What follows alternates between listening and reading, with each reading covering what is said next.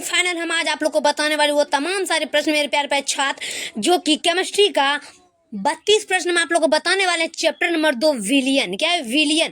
काफी वीवीआई और most important question है मेरे प्यारे प्यारे छात्र। जो भी छात्र चैनल पर नए होंगे लाइक कर देंगे और घंटी का बटन दबा करके चैनल को सब्सक्राइब जरूर कर लेंगे, ताकि आने वाले नोटिफिकेशन सबसे पहले आप लोग के पास पहुंच जाए। तो चलिए मेरे प्यारे प्यारे छात्र, आज हम आप लोग को उस वीडियो के माध्यम से बताने वाले वो सारे प्रश्न जो आप लोग को बिहार बोर्ड परीक्षा समिति 2025 में पूछ देंगे। तो चलिए मेरे प्यारे प्यारे छात्र, हम बिना विलंब के अपनी इस क्लास को स्टार्ट करते हैं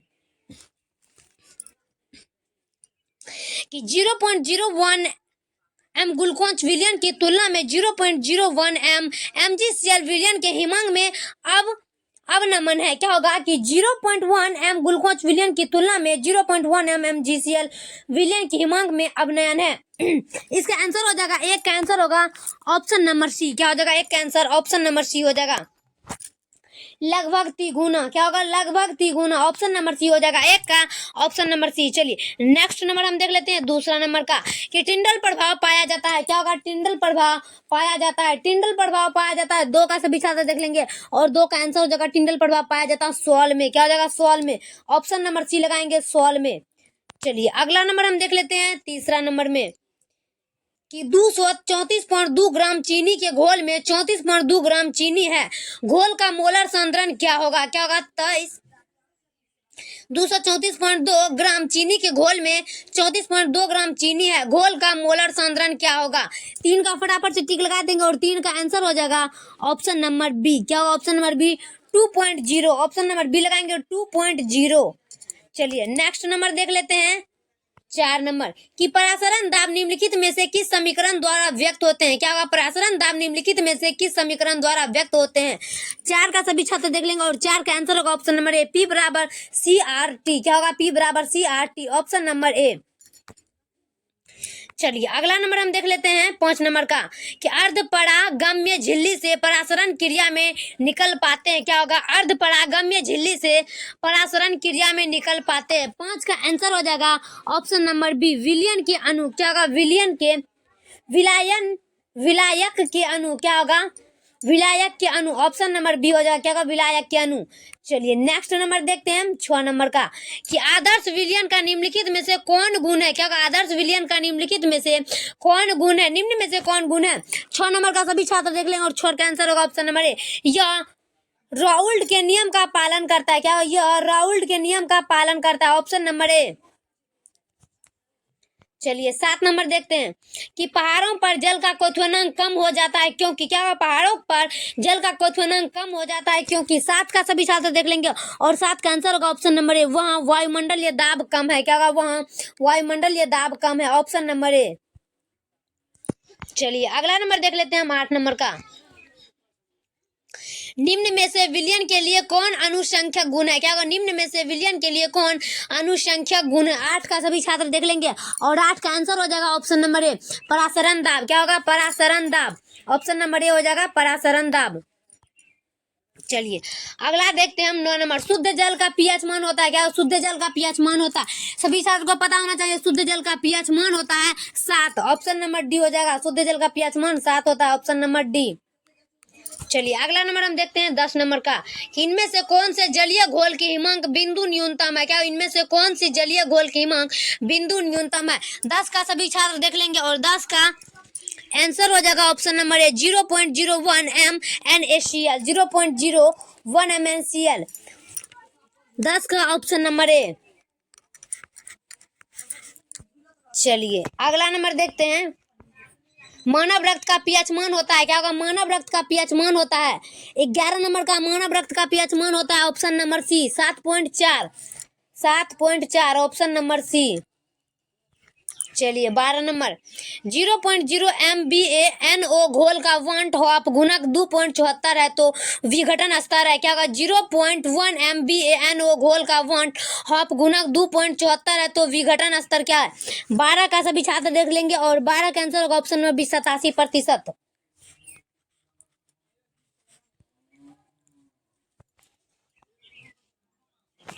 एक जलीय घोल का हिमांक 0.186 डिग्री सेल्सियस है। अगर के बराबर 0.512 है तो इस जलीय घोल का क्वथनांक उन्नयन होगा। 13 का सभी छात्र देख लेंगे और 13 का आंसर होगा ऑप्शन नंबर डी 0.0512।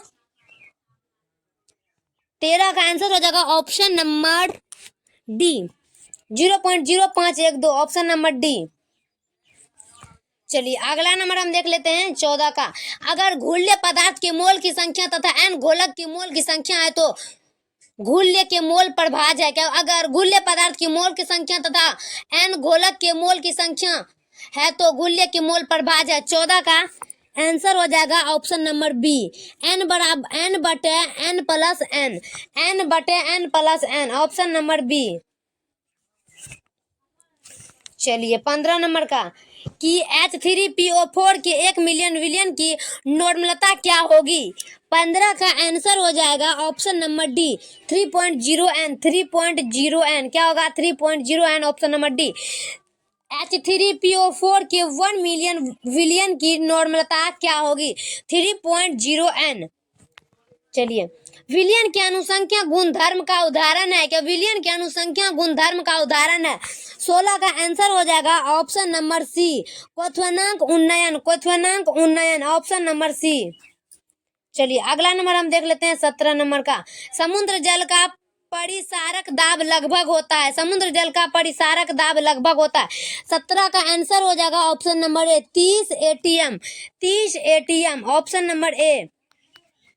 चलिए 18 नंबर का देख लेते हैं कि CaNO3 का वांट हॉफ गुणक है क्या? होगा CaNO3 का वांट हॉफ गुणक है। 18 का सभी छात्र देख लेंगे और 18 का आंसर होगा ऑप्शन नंबर सी 3। चलिए अगला नंबर हम देख लेते हैं 19 नंबर का। ग्लूकोज के जलीय विलयन की शक्ति 10% है। इसके 1 GM मोल कितने आयतन में घोले हुए हैं? क्या ग्लूकोज के जलीय विलयन की शक्ति 10% है। इसके 1 GM मोल कितने आयतन में घोले हुए हैं? 19 का आंसर हो जाएगा option number D 1.8 litre. 1.8 litre, option number D. चलिए निम्नलिखित में से कौन अनुसंख्या गुणधर्म नहीं है? निम्नलिखित में से कौन अनुसंख्या गुणधर्म नहीं है? 20 का फटाफट से टिक लगा देंगे और 20 का आंसर होगा ऑप्शन नंबर सी प्रकाशीय सक्रियता। प्रकाशीय सक्रियता, ऑप्शन नंबर सी। चलिए 21 नंबर देख लेते हैं। किसी घोल का प्रसरण दाब का संबंध दिया गया है। किसी घोल का प्रसरण दाब संबंध दिया गया है। 21 नंबर का सभी छात्र देख लेंगे और 21 का आंसर होगा π/c बराबर HT। π/c बराबर HT, ऑप्शन नंबर डी। सभी छात्र देख लेंगे। चलिए 22 का देखते हैं। किसी विलयन में विलय का मोल प्रभाव व्यक्त किया जाता है। सभी छात्र देख लेंगे। किसी विलयन में विलय का मोल प्रभाव व्यक्त किया जाता है। ऑप्शन नंबर ए एक्स सोल्यूट बराबर n/n plus n, option number ए। चलिए अगला नंबर देखते हैं 23 का। परमाणु द्रव्यमान बराबर होता है। परमाणु द्रव्यमान बराबर होता है, ऑप्शन नंबर सी लगाएंगे। परमाणु के न्यूट्रॉनों की संख्या और प्रोटॉन के, ऑप्शन नंबर सी न्यूट्रॉनों के संख्या और प्रोटॉन के। चलिए नेक्स्ट नंबर देखते हैं 24 का।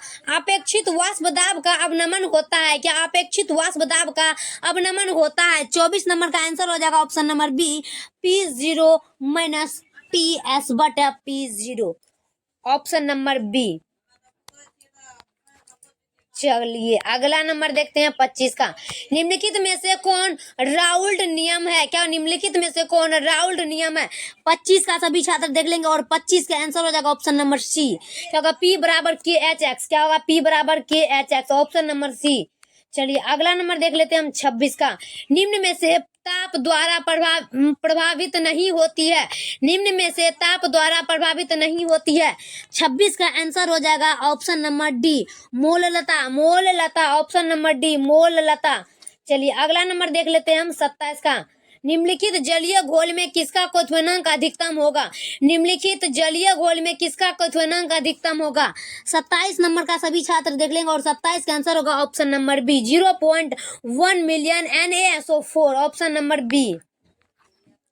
चलिए 28 नंबर का कि एक घोल जिसका प्रसरण दाब 300 K पर 0.0821 821 वायुमंडल है, इसका घोल सांद्रण क्या होगा? 28 नंबर का आंसर हो जाएगा option number D. Option number D 28 number का आंसर हो जाएगा option number D 0.033 m। Option number D. चलिए अगला देखते हैं हम 29 का। HCl और HO के स्थिर क्वथी मिश्रण में होगा। HCl और HO के स्थिर क्वथी मिश्रण में होगा। 29 का आंसर हो जाएगा option number D 20.2% HCl। Option number D. चलिए 30 नंबर। प्रासरणी दाब बढ़ता है जब। प्रासरणी दाब बढ़ता है जब। 30 का आंसर हो जाएगा ऑप्शन नंबर ए तापक्रम बढ़ता है। तापक्रम बढ़ता है। ऑप्शन नंबर ए हो जाएगा क्या हो? तापक्रम बढ़ता है। चलिए अगला नंबर 31 का। गोलक के 1 किलोग्राम में उपस्थित घुल्ले के मोलों की संख्या को क्या कहते हैं? 31 नंबर का आंसर होगा ऑप्शन नंबर बी मोललता। मोललता। लास्ट प्रश्न है मेरे प्यारे प्यारे छात्र 32 नंबर का। चलिए नेक्स्ट नंबर देखते हैं लास्ट प्रश्न 32 का। वैसे घोल जो एक निश्चित ताप पर संयोजन में बिना किसी प्रकार के परिवर्तन के उबलता है उसे क्या कहते हैं? 32 का आंसर होगा ऑप्शन नंबर ए एजियोटिफिक मिश्रण। एजियोटिफिक मिश्रण। ऑप्शन नंबर ए। चलिए मेरे प्यारे छात्र तब तक के लिए हम नेक्स्ट वीडियो में मिलते हैं। धन्यवाद। जय हिंद जय भारत।